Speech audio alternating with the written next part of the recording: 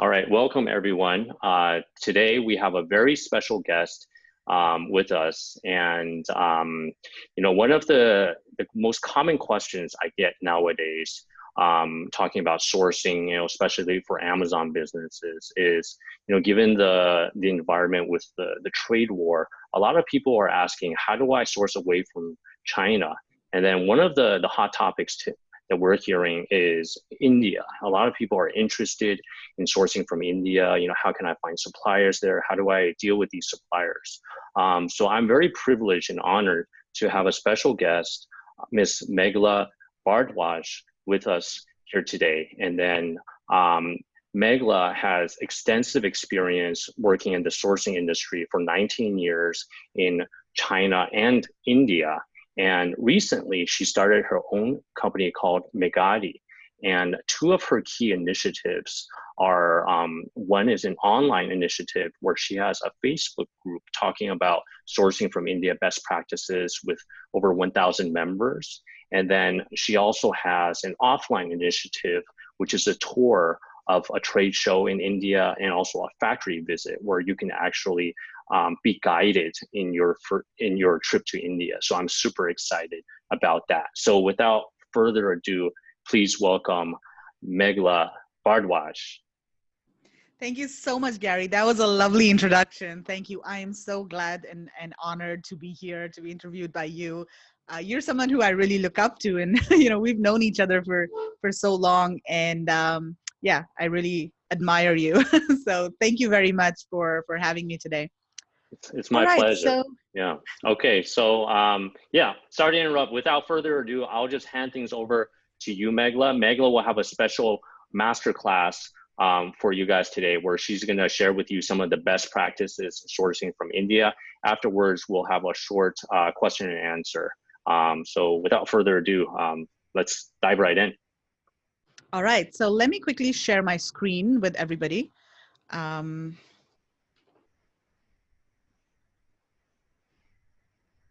Okay, so as Gary mentioned, we're going to be talking about sourcing from India today. So what's on the agenda? First of all, I want to talk about why e-commerce sellers should consider sourcing from India. What are some of the differences between sourcing from India and China? What kind of products you can source? How to do business in India? And I'm also going to be talking a little bit about the India sourcing trip that I'm organizing in October of this year. All right, a little bit about myself before I dive into the presentation. So as Gary mentioned, I've been working in the sourcing industry with global sources for about 19 years. I worked in India, Philippines, China. I was based in Shenzhen for about 9 years. And currently I'm based in Singapore. I've written a lot of research reports and magazine articles and attended a lot of events and trade shows in China and India. And I'm also selling on Amazon. So these are some of the research reports that I've produced, and these are basically reports that talk about how products are manufactured in China and India. And to do these research reports, I visited a lot of different factories in India and China, and that's how I got a good understanding of how things work, how products are manufactured, what are the issues that people who import products from China can potentially face when they deal with factories. How do factories cut corners? What affects pricing and quality? So I produced hundreds of research reports when I was based in China, and I literally visited like hundreds of factories. So that's given me a good understanding of how things work in China. For the last 3 years, I've also been organizing a conference for e-commerce sellers called Global Sources Summit. And this has allowed me to work very closely with e-commerce sellers from around the world and understand what challenges they face. So basically sourcing is my thing. I've been on a lot of different podcasts and presented at conferences, and I basically talk about sourcing best practices in China and India. I've also visited a lot of different trade shows over the years. So these are some photos of me from this year. I was in EWU recently. I've of course visited all of the Global Sources exhibitions. I visited Canton Fair, and then in February of this year, I visited one of the fairs in Delhi, which is called the Indian Handicrafts and Gifts Fair. And of all the things that I do, my most difficult job is raising my 8-year-old son. Being a mom is hard. Okay, what I'm not. So I'm not a sourcing agent, but I can introduce you to a few agents. I don't have a course and I'm not a consultant. So what I'm basically doing is I'm organizing trips and tours. That's the thing that I'm doing. And I'm also providing information and education on how you can source effectively from India. Okay, so let's get into the content now. So first of all, why source from India? Especially as an e-commerce seller, why do you want to consider sourcing from India? One of the biggest advantages that I see is that there are a lot of unique, differentiated, high-end, high-value products that are available from India that you will not find in other sourcing markets, specifically China. China is well known for all of the mass-produced kind of products, but in India, you'll find a lot of um, handcrafted and higher value kind of products that can command higher prices, and therefore they can be potentially more profitable. And some of these products are very colorful and attractive, which can be great for e-commerce because as users are browsing through search results on their phone, for example, and they see a very attractive product, it can catch their eye and get them to stop. So these are very thumb stopping products, as I like to call them. And there are a lot of local indigenous styles that are not found in other countries, specifically in products such as fabrics. You'll find a lot of great, um, beautiful embroidered kind of fabrics that are very indigenous to India, and they're not found in other countries. So this is a great way to differentiate your products. And then you'd also stay under the radar of Chinese black hat sellers, because this is an issue that more sellers are increasingly facing nowadays. You start selling on Amazon, you have a product that kind of picks up, and then it is highlighted in all of the tools that are out there that people use for product research. And then suddenly you'll have a lot of Chinese sellers jumping in on the product category and doing all sorts of black hat things. But the products that are available from India, they're not that competitive. And so you kind of stay low and do your thing and you sell fewer of these products, but they're at higher profit margins. Another advantage that I think you'll have when you source from India is that you get low MOQs. And this is, of course, really important if you're just starting out or if you want to test the product category. Of course, this doesn't apply to all products. For example, textiles and garments, you'll find that suppliers do have higher quantity requirements. But for handmade items, because they don't have large machines or large assembly lines, it's the production process is very flexible. So that's why they can do low MOQs. Typically, for handcrafted products, the MOQs would be about 200 to 500 pieces, but they can go as low as 50 pieces if you have a trial order. Okay, another advantage I find is that communication is much smoother because most of the suppliers in India would speak English, and there is less chance of miscommunication. Communicating with Chinese suppliers is not difficult, and of course, it is thousands of buyers are doing it every day, but it's much smoother when you talk to somebody who's second language or who's very fluent in English. And you don't need translators when you visit a trade show or when you visit your suppliers. And another important thing is that your contracts can be entirely in English. When you're sourcing from China, it's important to have the NNN contract in Chinese and English, but that's not the case in India. It can be entirely in English because the legal system is in English.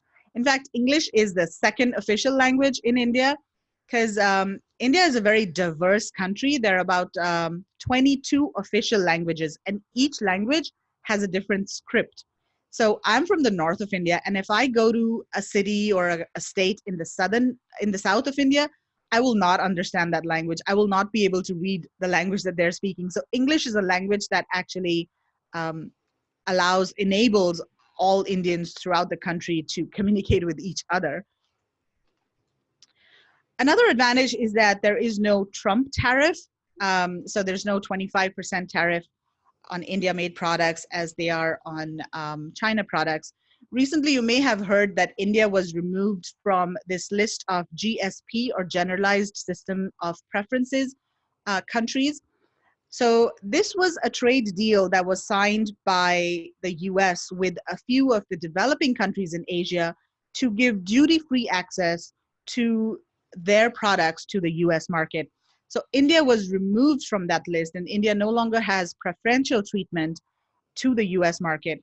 However, this doesn't really affect e-commerce sellers because most of the products on that list that were that could have been imported duty free into the US are not products that e-commerce sellers would import. So these are mostly like large industrial items or chemicals or things like that. They're not really the handmade kind of products or textiles, apparel that e-commerce sellers would source. So this does not impact e-commerce sellers.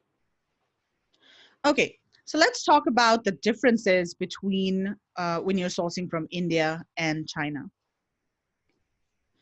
So first of all, most products that you would source from India or e-commerce sellers would source, they're manufactured on a smaller scale and they're handcrafted. Whereas in China, it's mostly automated, larger scale production. So when I say small scale, there are different types of factories in India. You could have small workshops with, maybe like 10 workers working in like one big room that is kind of an assembly line. Or you might have really big factories with hundreds of workers and more structured production processes. But for the products that e-commerce sellers would source, you wouldn't find like large factories with 5,000 workers and automated production. Those are the factories that you'd find in China, but you wouldn't find those kinds of factories in India. As I mentioned, language barrier. There's no language barrier in India, but in China, it can be a challenge. Also, one of the disadvantages I find sourcing from India is that logistics service providers are actually not familiar with FBA requirements. So this is something that you have to be cautious about when you go to India. Whereas in China, there are a lot of service providers that can do FBA shipments directly to Amazon. But in India, they're still learning the process because not many Amazon sellers are currently sourcing from India. In China, if you want to send a shipment to Amazon FBA, all you need to do is tell your supplier, and in most cases, they'll be able to arrange a DDP shipment and you won't even need to worry about anything. They'll do the labeling, shipping. They're very familiar with the process. That's not the case in India currently. I think India is where maybe China was about 4 or 5 years ago in terms of FBA. The suppliers there are still learning about FBA requirements. So if you are sourcing from India, you've got to be very aware of this and you've got to work closely with the supplier to explain to them what your requirements are. And even the freight forwarders that you work with, you've got to make sure that they are familiar with the FBA requirements. Another disadvantage I would say is that India has fewer product categories, whereas in China there are just so many product categories and anything and everything can be manufactured in China. But in India, you're limited to certain product categories. And I'll talk about the product categories in detail a bit later. But just at a very high level, India is good for all of the natural materials, whereas China is really good and competitive for man-made materials, like silicone baking mats and all of those things. Whereas in India, you'd find more products that are made of natural materials such as cotton, jute, wood, metal. Those kinds of products are more competitive in India. Also, I feel that because there aren't that many e-commerce sellers and there's not a lot of information available about sourcing from India, there is a higher barrier to entry. And so if sellers put in the time and effort to look for the right suppliers and they find the right logistics companies and they try sourcing from India now, they'll be at an advantage of people who are not sourcing from India currently. Whereas in China, everything is just so accessible nowadays. You just go on Alibaba, you do a search and you start contacting suppliers, get a sample. It's not that easy currently. And in India, you find that a lot of the suppliers are on supplier directories such as Alibaba or Global Sources, but they don't really update their websites very frequently. They don't have a lot of their new products on their websites. And the reason for that is they're very protective of their designs. So most Indian suppliers, they spend a lot of time designing and developing their own products. and they're extremely protective of their designs, and they're afraid that if they post the products online, then they'll be copied by other suppliers. So in fact, when I was visiting the fair in February, I was taking photographs and I was actually shooting a video of the fair, and they wouldn't let me do that. I was just walking down the aisle and with my phone and shooting a video of all of the booths, and this man, he comes running out of the booth and he's like, "Madam, what are you doing? You can't take a video over here, you can't take photos." So they're very protective of their designs. When you're at a trade show, they won't let you take photos of their products. Also, as I mentioned, there's not much information available online about sourcing from India, whereas for China, you'll have plenty of blogs, YouTube tutorials, a lot of experts taking sourcing tours to China and talking about how to source from China. And that's one of the reasons I wrote this ebook about how to source from India. And I also started this Facebook group where there's a lot of information being shared about how to source from India. Okay, so what are the kinds of products that you can expect to buy from India? One of the biggest product categories for e-commerce sellers is home decor and gifts. And there's a wide variety of materials that these products are made out of. So there's metal, specifically brass and iron. So India is really strong in these two metals, brass and iron. There's wood. There's a lot of different types of products that are manufactured with wood. So there's furniture, there's home decor items, boxes, storage, shelves, all sorts of things. And then there's ceramic. So, there's ceramic figurines, ceramic dinner plates, although India is not very competitive in ceramic as compared to China. Jute, I think India is very competitive in jute because there's a lot of raw material available locally. So there are jute bags, jute rugs, lots of different products of jute. Cotton, for cotton apparel, cotton furnishings, and then glass. There's a lot of different home decor kind of items for glass as well. And then home, kitchen, and tableware. So there's a lot of cutlery, stainless steel, and bowls, serving bowls, salad bowls, serveware, table mats, all of those kinds of things. Furniture, furnishings, and made up. So cushion covers, rugs, bedspreads, pillow covers, all those sorts of things. And mostly the ones in cotton are actually better from India. And you'll find that for things like cushion covers, there are a lot of different fabrics that are used that are very interesting and different from what you'd find in China. They're mostly embellished or embroidered, or they're made of certain types of fabrics that are specific to India. And then fashion, so you have jewelry, apparel, accessories, footwear. Mostly leather footwear is quite good from India. And also for apparel, it's mostly, like cotton, denim, silk, and wool. Those are the kinds of materials that are competitive from India, whereas the polyester kind of materials are more competitive from China. Genuine leather is actually a really good category. So if you're looking for wallets, belts, folders, um, laptop bags, for example. So there are a lot of high quality leather suppliers. And in sports equipment, so there's some production hubs that manufacture things like cricket bats and tennis rackets, footballs. Another big category is eco-friendly products. So if you're interested in selling products that are made of, like jute or cotton or rattan, those kinds of things, bamboo, for example, India is really good for bamboo as well. And one of the reasons India is competitive with these products is there is a lot of materials. The materials are available locally and they don't need to be imported, and therefore they're very competitive. If you're adventurous, you can also try food items such as tea, coffee, spices. India is, of course, very well known for a wide range of spices that are used in Western foods as well, rice, and also lentils. I do know a couple of e-commerce sellers who've been very successful with tea from India. They've sourced tea. And the advantage of sourcing tea is that in India, there are different regions that produce different kinds of teas. So there's, black or red tea, and there's also green tea. So you'll find different varieties of tea. And some people have actually blended. They offer tea blends. That's kind of very successful on e-commerce. So yeah, those are the product categories that you can consider sourcing from India. Um, in general, at a very high level, mostly, India is competitive for the natural kind of materials and not very competitive for the man-made kind of materials that require a lot of processing or machines. So yeah, just keep that in mind when you're sourcing from India. Okay, doing business in India. So here are a couple of tips that I want to share if you want to do business in India successfully. So one of the most important things is to focus on relationships. I think Gary talks a lot about this, how to build uh, relationships with your Chinese suppliers, which is also known as Guanxi in China. And the same is very applicable in India as well. I think to some extent, India and China is very similar. They're very similar in terms of, the way that we do business.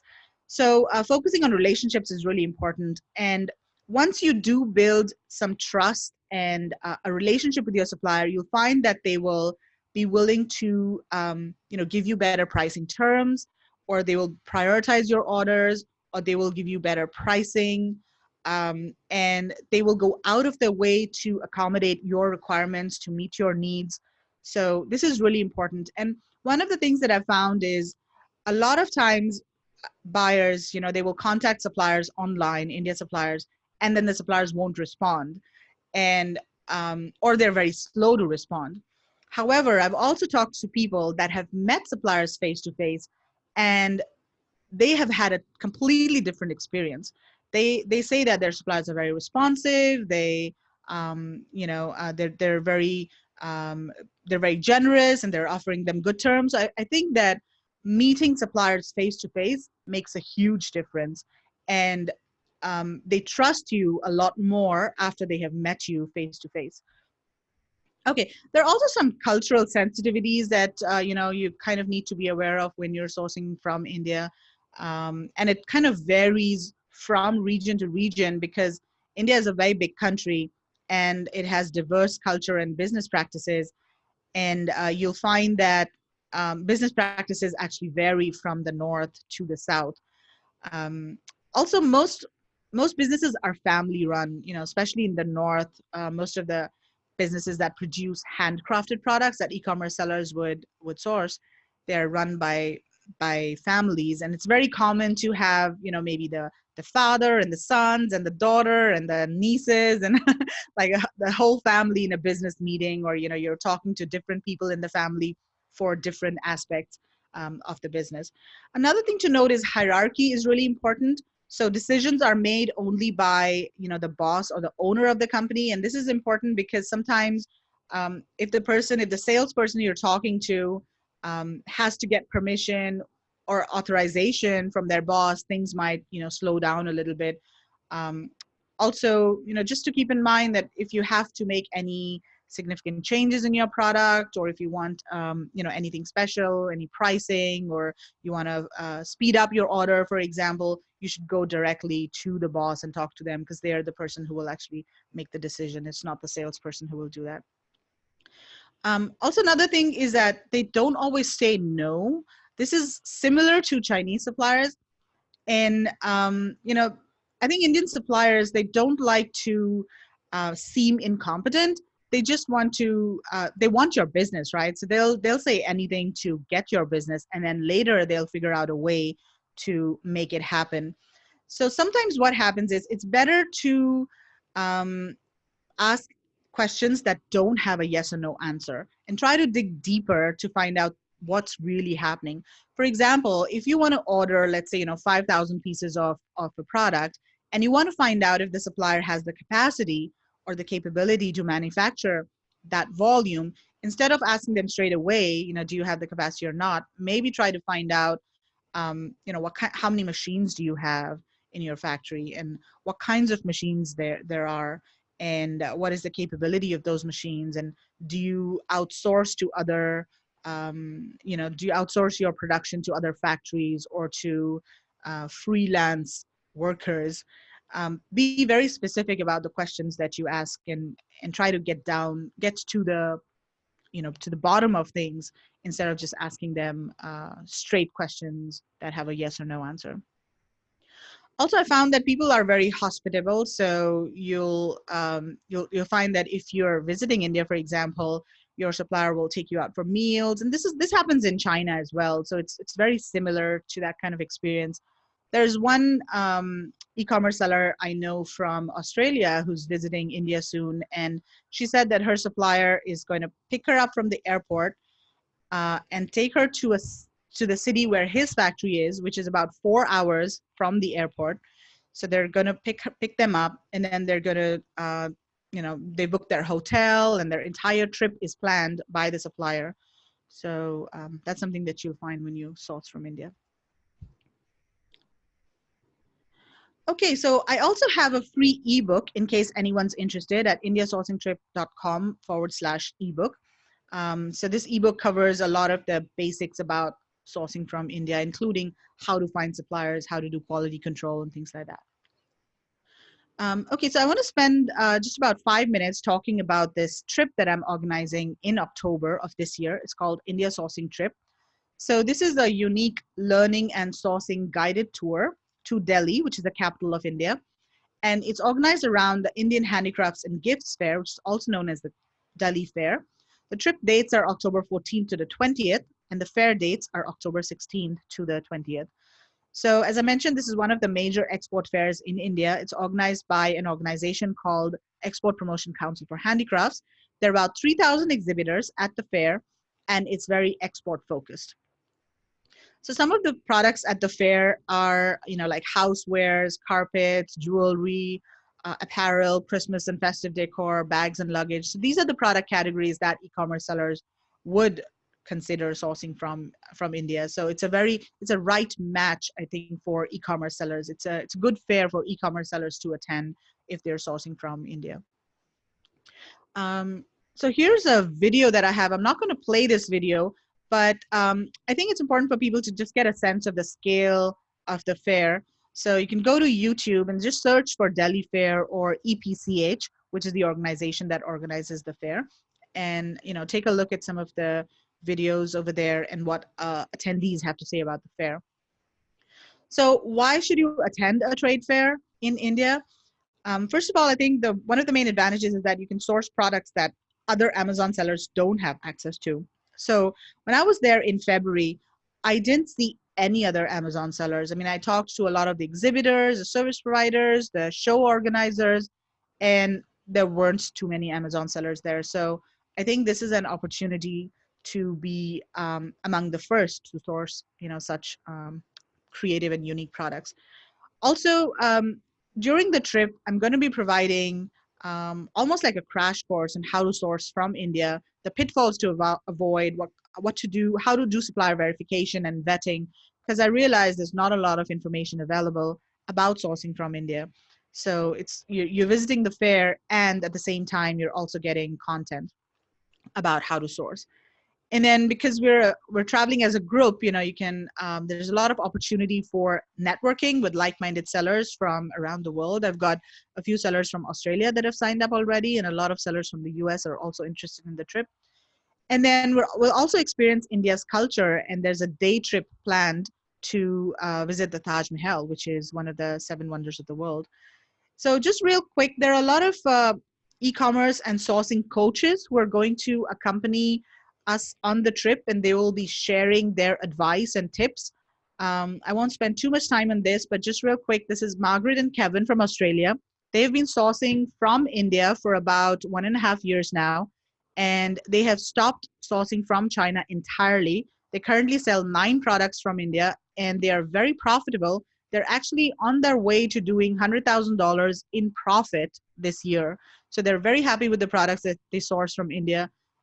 They're not selling the products, in the thousands. They're selling fewer of those products, but at a higher profit per product. So they're going to be on the trip to share their experience. I've got Chris Thomas from Australia, who's been involved in e-commerce since 2011. He has lived in Hong Kong and China for a few years. He's been doing Amazon for about 4 years now, and he currently does 500,000 per year with 4 products. And he has a lot of insight into product research and how to work with suppliers.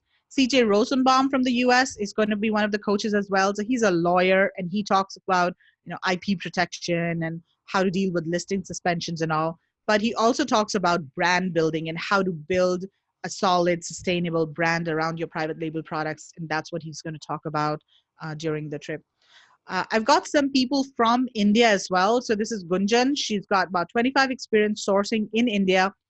She's worked for Li and Feng. She was the vice president for their India sourcing operations. So she's got a lot of great knowledge and understands the India sourcing market really, really, really well. So if anyone's considering, sourcing from India, it's going to be very helpful to just talk with her and get advice from her. Aaron Hughes is a sourcing agent who lives in India. He's American. He works for this company called Bright Hope, which is a US company, and they have a branch office in India. So Aaron lives there. So he's got a very unique perspective being an American living in India and sourcing, Indian products. And Aaron is an Amazon seller himself, and he sells products on Amazon that he sources from India, and he's very successful with that. I also have Mark A. Palfreeman, who's also from Bright Hope Imports. He's lived in India for a few years, and he's currently managing Bright Hope's India operations, even though he's based in the US. But he also has a very good understanding of how to work with India suppliers.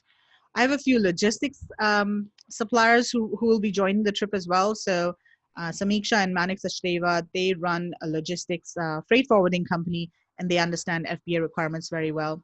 There's also a garments manufacturer from Chennai, which is a city in the south of India. This supplier produces tops and pants and bottoms for men, women, and kids. And he also understands e-commerce selling and the needs of e-commerce sellers. So he's going to be at the trip as well. So just to quickly go over the itinerary of the trip, we'll start in September with some pre-trip live webinars on product research. And if you're totally new to sourcing, then how to set up your account. Then we'll arrive in Delhi on October 14th.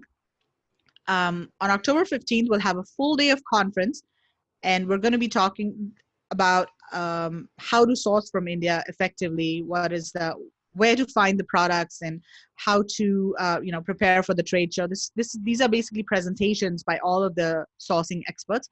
On October 16th, we will walk the show floor during the day, and in the afternoon, we have a couple more presentations, and then we go for dinner and networking. On October 17th, we also walk the show floor. And then in the afternoon, we talk about shipping, and then we also have an Ask Me Anything about sourcing from India panel discussion. And then the evening is for dinner, shopping, and networking. On October 18th, we also go to the show floor during the day, and in the afternoon, we visit a factory. And then in the evening, there's a dinner with a cultural program organized where we have this dance troupe from India that's coming to perform exclusively for the group. October 19th, we're going to spend the entire day at Taj Mahal in Agra, which is about 3 hours by road from Delhi. October 20th is the last day of the trip where we have presentations in the morning, and then we have a masterminding session in the afternoon, farewell lunch, and then we depart for the airport. And then in November, there are some post-trip follow-up calls, which are basically live webinars with all the different coaches. So that's a bit of an overview of the trip. I've got this Facebook group that I would encourage you to join if you're interested in learning more about how to source from India. There are a few vetted logistics service providers and agencies over there. So join the Facebook group. If you want to download the ebook that I've written, this is the URL, indiasourcingtrip.com/ebook. Get the free ebook from there. And if you have any questions about sourcing from India or about the trip, you can reach out to me at info@indiasourcingtrip.com. All right, that's it from me, Gary. Excellent. Thank you so much, Meghla. That was a super information-packed presentation, and I learned a lot. And also, we will have the show notes for this webinar available to our viewers as well, in case they wanted to grab the ebook, join your Facebook group, or follow up with you by email. So after this presentation, I learned a lot, but I had a couple questions I hope that I could quickly ask you if that's okay. Sure. All right. So number one is something that I just learned from this webinar. And then you said, if I understand correctly, products made in India can actually command higher prices than products manufactured in India. Could you just tell our viewers a little bit more about that? Is this based on less competition or maybe better quality, or like, can you just share a little bit more about Sure, absolutely. So this is mostly based on the fact that they are handcrafted, and handcrafted products tend to command higher prices, that? compared to mass-produced products. For example, there's one seller I know who sells leather wallets, and they're very premium, high-quality, handmade leather wallets, and he sells them at a much higher price than leather wallets that are manufactured from India, just because they are handcrafted and handmade. Similarly, there are things like home decor items that are made from metal, for example. One of the sellers I know who's actually visiting India soon, she sources these metal items. I'm not sure exactly what the product is, but it's a metal home decor item, and she sells them for about $70 on Amazon, which is much, much higher than competitive products from China. So it's mostly that the fact that they are handcrafted, they're higher quality, there's more time and effort spent on manufacturing each piece. That's one of the reasons why the products are, they can command higher prices. I see. Very interesting. Okay. And my next question is dealing with how one can find suppliers from India, because I'm getting a lot of questions about this. And obviously, Alibaba isn't nearly as thorough for India as it is for China. What advice would you give someone that's looking to source online from suppliers in India to find them? Yeah, absolutely. So there are a couple of ways. So first of all, the two main supplier directories, Alibaba and Global Sources, they do have suppliers from India. So if you do a product search on any of these websites and then use the filter, the supplier location filter, to list suppliers from India, you will find Indian suppliers. Specifically on Alibaba, there are quite a few suppliers there. In fact, Alibaba has offices, and Global Sources too. They have offices in India to recruit suppliers for their websites. So that's one. Try these two main supplier directories. There's another local supplier directory in India called India Mart. You could go there as well. However, a lot of the suppliers there also cater to the domestic market. So you'll need to like filter a lot and go, maybe talk to the supplier, or look at their company information or their clients to get a sense of how export focused they are. Because when you're sourcing from India, it's really very important to find export focused suppliers, because India is a huge market, right? There's a lot of domestic demand for a lot of different products. So there is a lot of manufacturing happening in the country, but a lot of the suppliers focus entirely on the domestic market, and you don't want to deal with those suppliers for exports because they don't understand the requirements, the standards, the certifications, etc. For the US or Europe, for example. So that's the reason coming back to how to search for suppliers, that's the reason I like Global Sources and Alibaba, because most of the suppliers there are export focused. Got it. Uh, Another thing to do is just maybe a Google search. Just search for, whatever product you want to look for, and then India suppliers or India manufacturers. Many of these suppliers have websites, but they might not be updated. But you can maybe get a good sense of, their capacity, their capability, and what kinds of products they manufacture, and then send them an email or give them a call. Another way to find suppliers is at trade shows. So a lot of the suppliers, they exhibit at various trade shows around the world. For example, the Global Sources Fashion Trade Show in Hong Kong, there's a separate pavilion for India suppliers. So there are a lot of garment and fashion accessory and some home decor suppliers there. Canton Fair has suppliers from India too. Also, a lot of the India suppliers, they participate in exhibitions in the US and Europe. So if there is an exhibition, like let's say the magic show in the US, for example, if you visit any of these exhibitions, it's likely you'll find a few suppliers there. Another way to find suppliers is to reach out to the specific export promotion council for that product in India. So in India, for most main product categories, you'll be able to find an export promotion council. So this is a government department that basically promotes exports of that specific industry. And they're very keen to work with overseas importers. They're not very efficient in most cases, and responses may be slow, but a lot of times you'll find that they have lists of suppliers on their websites, or they'll have an email address listed on their website, so you can reach out to send an email to them and see if they respond, or just give them a call and try to get suppliers from them. That's another way. And then lastly, the Delhi Fair. I think meeting suppliers at the Delhi Fair, traveling to India to attend the fair, is a great way to meet a lot of suppliers in a very short time, touch and feel the product, see the quality firsthand, and also get a sense of how the suppliers communicate and what capabilities they have firsthand. Excellent. Excellent. I love that. And talking about communication, obviously there isn't very much a language barrier because English is so widely spoken in India. But I'm curious, in terms of the mode of communication, do you have any recommendations as to email versus, you said you might want to pick up the phone? Or maybe is there like an app in India that's the equivalent of WeChat where you can instant message someone for even quicker replies? I'm curious your thoughts about that, Meghla.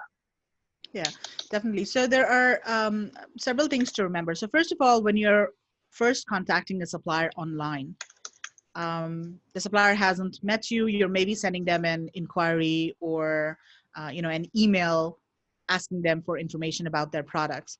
So in that case, you first of all send an email, and 50% of the time they will not respond to the email Really? because they haven't met you, they don't know you. Yeah. It's the same in China too, right? I mean, because they get hundreds of emails every day, and right. Unless they recognize the name, and unless it's like at Zara.com, for example, right.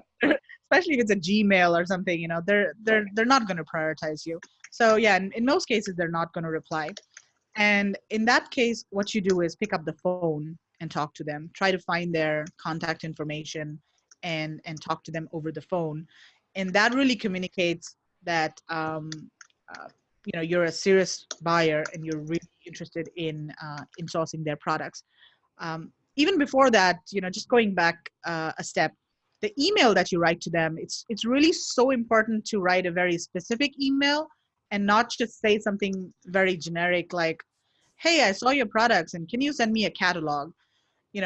Two sentence emails. I don't think those work in India or China. You've got to be a bit more specific. Tell them a little bit about your company, your website, tell them about the other products that you produce and sell on your website.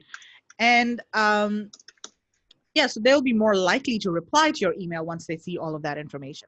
So if they don't reply, then send them, then call them up, right? That's the second thing. Mm-hmm. Most suppliers have found that they communicate well via email, but you can also talk to them on WhatsApp.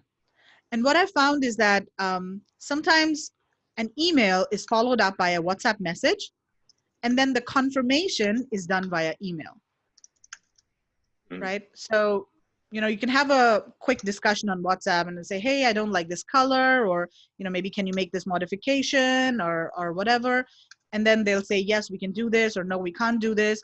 And then maybe a day later, they'll send an email to confirm the discussion that's happened on WhatsApp. As per our discussion on WhatsApp, here's what we agreed on. Let me know if this is your understanding as well. So they do that. Like the suppliers that I've worked with, they've always done that. But it's, I think, good practice to make sure that everything's in an email thread, whether you source from India or China. So WeChat is not used in India. It's mostly WhatsApp. I see. Yeah. Okay. That makes a lot of sense. And then I recommend the same thing. I mean, like working with suppliers in China, WeChat is like the number one app. And, people are constantly on their phone, so you can get a really quick reply. But when I'm talking to suppliers, if I want to get something in writing, whether it's like a contract where I'm making this change, I definitely want some sort of written evidence, especially if it's by email. So I actually do the same thing when working with Chinese suppliers. It could be a quick discussion over WhatsApp or WeChat, but you definitely want to confirm by email just so that you can have it in writing. You can refer back to that later because I don't know about WhatsApp, but WeChat, I mean, things can easily get lost. Images can get deleted. So that's a great best practice that you shared, Meghla. That's great. Okay. And I've also heard that in India, there's a lot of trading agents or sourcing agents. What are some ways that one can differentiate between the sourcing agents and the real factories in India? Okay, so sourcing agents would generally be upfront with you and they would say that they're sourcing agents. I think that maybe the trading companies would not be that upfront and they might, say that they're trading companies. But like sourcing agents, if you want to hire an agent to search for factories and search for products for you, they're Mhm. typically very upfront and they'll say that, we're a sourcing agency. They're also known as buying houses or buying agents in India. And in fact, a lot of the big companies like the retailers, they generally utilize the services of buying houses or sourcing agents. And some of them have their own offices in India as well. Um, so typically, sourcing agents, it's for e-commerce sellers specifically, sometimes when you're starting out and you're ordering very small quantities, sourcing agents might not want to work with you because the volumes are very slow. So initially I would suggest if you're just starting from India and if you can find the supplier, just go direct to the supplier and try to work with them directly. Try to do a couple of small orders with them and see how that goes before you um, try to work with a sourcing agency. I've seen many e-commerce sellers who are sourcing directly from suppliers and they've been quite successful. If you're sourcing in larger quantities and if you're scaling and if you're sourcing a wider range of products, then I think it makes sense to go via a sourcing agent because you're technically outsourcing the sourcing process to them, and it's you're removing stuff from your plate so that you can focus on other things that are more strategic. I mean, especially if you're a small company with a couple of employees, like most e-commerce entrepreneurs are. So, so sourcing agents, and okay, so most manufacturers in India, they have their own factory to manufacture certain products, but they also serve as trading companies. So they can also help you identify or source products from different suppliers, either related to their categories or totally not related to their categories. So that's a good way to if you want to expand your catalog and source different kinds of products, you can ask your manufacturer to actually help identify other factories or source the product for yourself. Got it. Okay, that makes sense. Yeah. And also talking about working with various suppliers that are like a long distance away. I've heard of instances of dishonesty and even straight out lies when some people were working with Indian suppliers. And I hate to stereotype or generalize, but I'm just curious, Meghla, because of your wealth of experience, have you experienced this? And if so, are there any ways that one can try to mitigate these type of risks? Absolutely. So I think, this can happen anywhere in the world, and it happens a lot in China too. So you have people who are trying to, make a quick buck or trying to scam or, like fish Hmm. people. So I think what happens is in India, you've got to make sure that you're dealing with export focused suppliers. That's really very important. Most of the export focused suppliers, they are uh, used to dealing with foreign buyers, importers, and they're building, solid businesses, so they are not likely to cheat or lie to buyers. um, so that's number one. Just make sure that you're not sourcing from a supplier that's either a very small fly by night kind of operator, or they are not entirely focused on the domestic market. That's one thing. um, and then, as far as lies and deceiving buyers is concerned, I think that can happen anywhere. I mean, India is a big country. There are all types of people there, right? Of course, not everybody is 100% honest, and it's a developing country. There are a lot of poor people. So I wouldn't be surprised if there are people who try and make a quick buck or try to, um, you know, um, like scam you or something. But in general, I haven't heard too many of such stories coming out of India, especially from the types of suppliers that you would meet at an export focused show, for example, or suppliers that cater to export markets specifically. I don't think that should be a major concern. Yeah. Okay. But of course, you've got to be cautious and Yeah. do your due diligence really well before you place an order. Right. Right. I agree. Okay. And then switching gears a little, I keep hearing that infrastructure in India can be a challenge. Sometimes even whole containers can seemingly disappear and go offline and reappear several days later. Is this what you're seeing, Meghla? And what should one be aware of in terms of shipping and moving their goods in India to try to prevent these type of unexpected delays and extra costs? Yeah, so infrastructure is a challenge in India for sure. I mean, it's nothing compared to China. China has very advanced, highways and train systems, for example, and the ports are really well developed as well. India is far behind China as far as infrastructure is concerned, but it's improving gradually. So, for example, there are things like, I'll just give you a few examples of how and why things get delayed, and why containers get lost in India. So first of all, the roads are not that well developed, and things like monsoons can really affect transportation and logistics. So there's a lot of flooding, for example, in certain cities during the monsoon season, which is the rainy season basically in July to September or so. So during the monsoon season, some of the roads in major cities are flooded, and the city comes to a standstill, or there are a lot of other logistics issues that happen.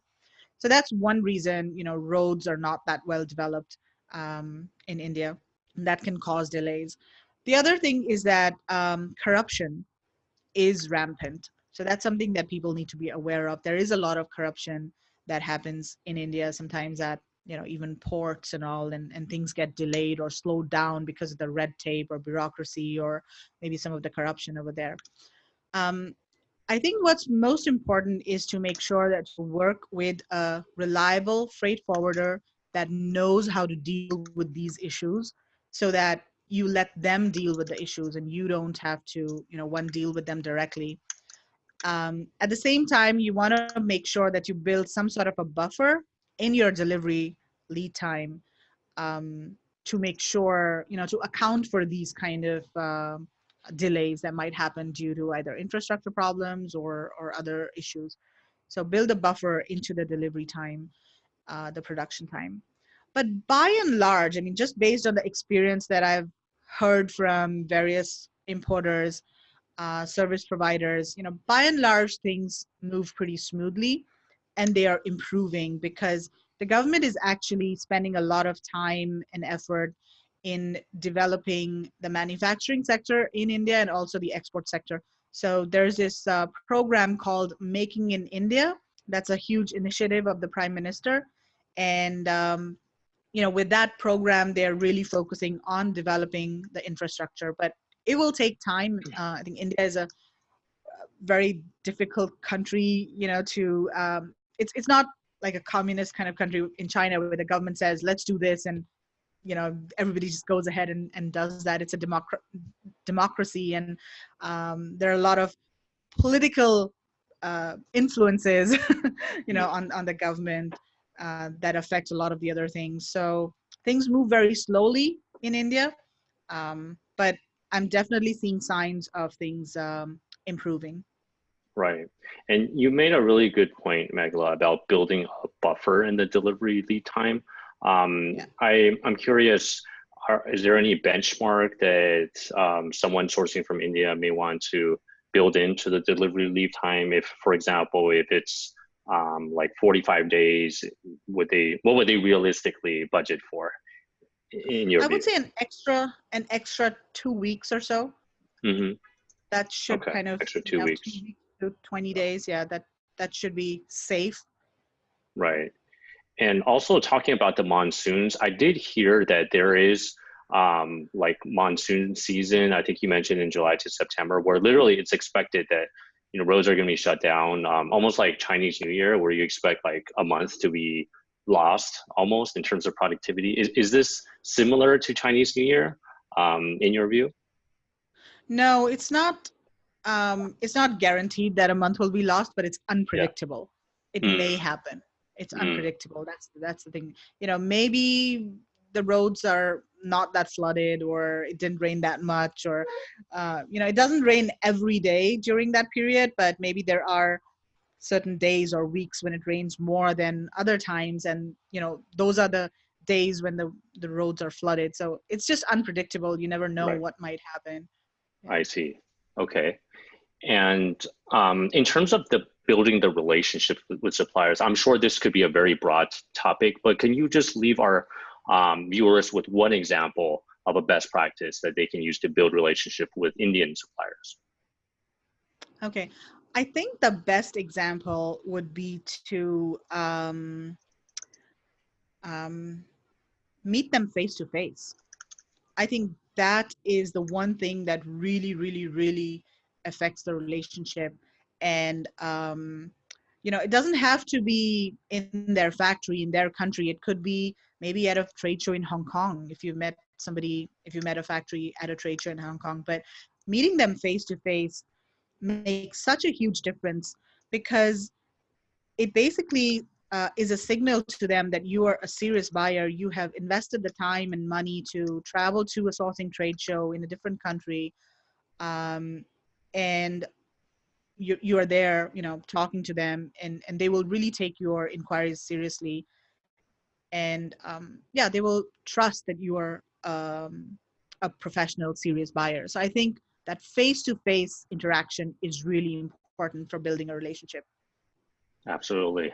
I agree 100%. And same with China as well. This giving Yeah. them this sort of face time, it really does matter a lot because it shows that you're investing in the relationship, you're getting some skin in the game. So it really separates you from all the other, looky-loos out there on Alibaba and whatnot. Okay. And Absolutely. Yeah. our last question for today, we talked a lot about best practices, but on the flip side, what are some of the most common rookie mistakes you see sellers make when sourcing from India?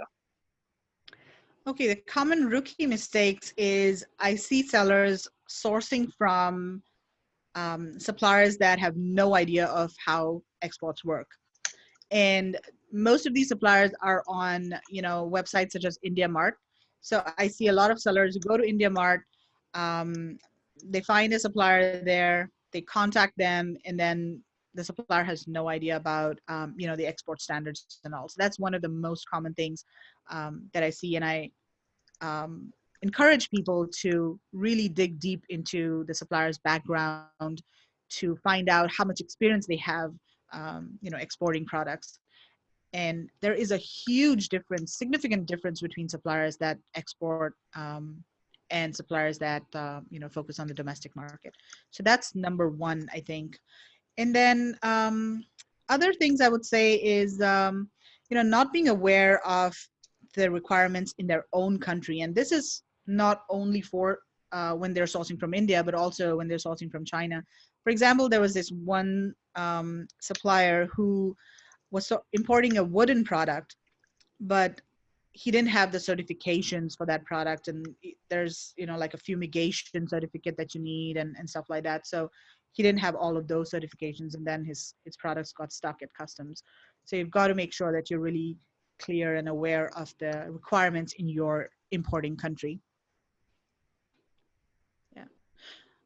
Lastly, I think I would say is that I feel that the buyers negotiate on price too soon.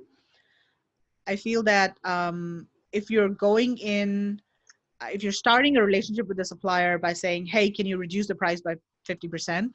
That's not a good way to build a strong relationship. And just like in China, you get what you pay for, it's the same in India. You will get what you pay for. The Indian supplier won't say, oh, let me cut my profit margin to reduce your price. They will say, let me make the quality worse to meet your price point, your price range. Let me use a thinner material, or things like that. So don't start off by negotiating on the price.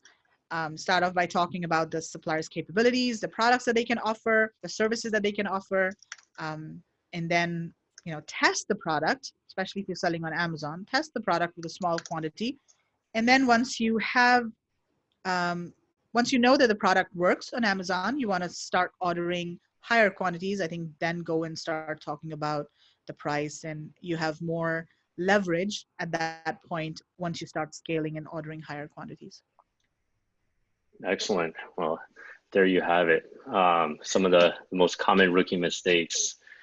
So guys, remember, don't source from suppliers that have no idea how exports work. Also be aware of your own certifications for your products for your own country. So when you import it, it won't get stuck at customs. And also don't negotiate on price too soon, because like China, you will get what you pay for.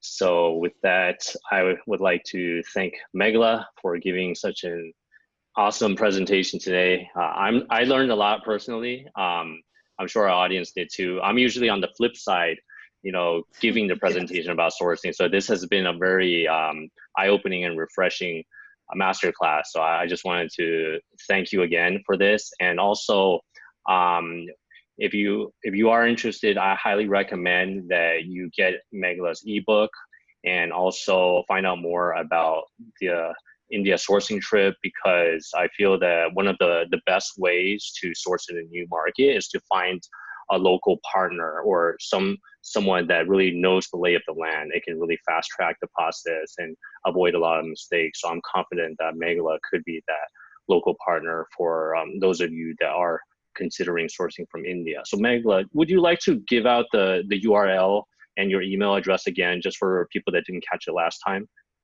Absolutely. So if people want to get the book, they can go to indiasourcingtrip.com/ebook. That's where the ebook is. And if they want to reach out to me, the email address is info@indiasourcingtrip.com. Yeah. Perfect. And we will have the links and the email in our show notes as well.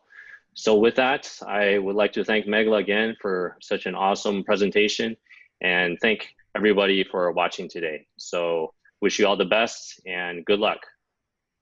Thank you so much, Gary. Bye. Bye.